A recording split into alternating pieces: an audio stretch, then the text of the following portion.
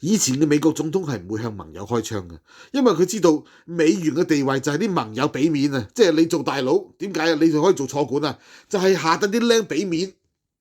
當你同啲僆反面嘅時候，你呢個大佬就做唔穩噶啦，話俾你聽，係咪啊？大佬做唔穩啦，你發行嗰啲美債我仲睬你啊，你仲要我存錢喺度啊，係嘛？我講個古仔都早兩日，有間銀行。你去存錢嘅時候，個銀行經理指撚住你嘅頭啊！唔係我睇撚住你，你屎都冇得食啊！撚樣，你覺得你會唔會繼續喺度存錢呢？如果得佢一間銀行，你咪繼續存咯。如果你有第二樣嘢嘅，我屌你啦！